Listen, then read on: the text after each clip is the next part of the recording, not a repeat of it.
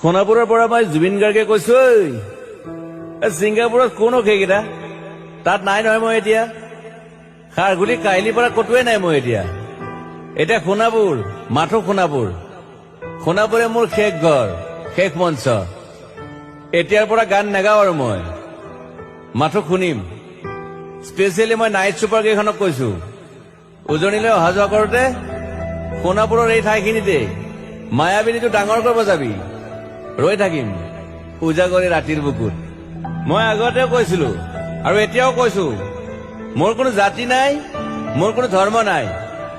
সৰু সজাত দেখুৱাই দিলো কোন অহা তাত। ব্ৰাহ্মণ, কলিতা, আলী, ৰহমান, ডেকা, বড়ো, ৰাভা, পূজাৰী আৰু এইটো কি কয় নমাজ পঢ়াই যে মৌলবীও আহিছে সৰু সজালৈ। I love people, I love man. সেইবাবে মুখ্যমন্ত্ৰী হিমন্ত দাকো কৈছো, মই বিৰোধী দলকো কৈছো, লুৰি নকিল সকলোকে কৈছো, পলিটিক্স নকৰিবা বন্ধু। মই সৰু সজাই মানুহৰ অসমখন বিচাৰিছিলো। চাই থাকিম সোণাপুৰৰ পৰা। খেলি মেলি হলে কষ্ট পাম, উভতিও আহিব নোৱাৰিম। যোৰহাটৰ মানুহখিনিয়ে কষ্ট পাইছে বুলি শুনিছো। মোৰো যাবৰ মন আছিল। প্ৰিয় ঠাই, দেউতাৰ ঠাই। উপায় নাই, পলম হলে শৰীৰটোৱে কষ্ট পায়।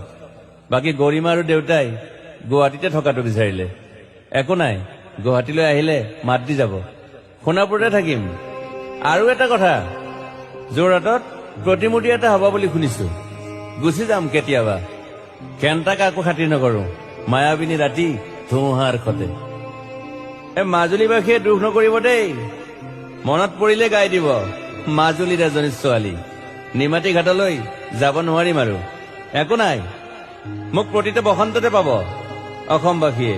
শৰতত গাইছো, বহাগত গাইছো, ৰদত গাইছো, বৰষুণত গাইছো। দুখৰ গান, সুখৰ গান, শিশু, মুক্তি, মায়া, অনামিকা। মাথো নতুন গান গাব নোৱাৰিম। বন্ধ হৈ থাকিল চেলা সকলো।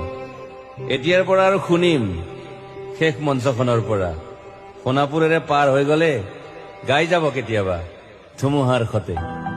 মাজতে সাঁথৰ এটা কওঁ, ছিংগাপুৰত মই অন্তদাই কোৱা মতে নৰ্থ ইষ্ট ফেষ্টিভেল আছিল।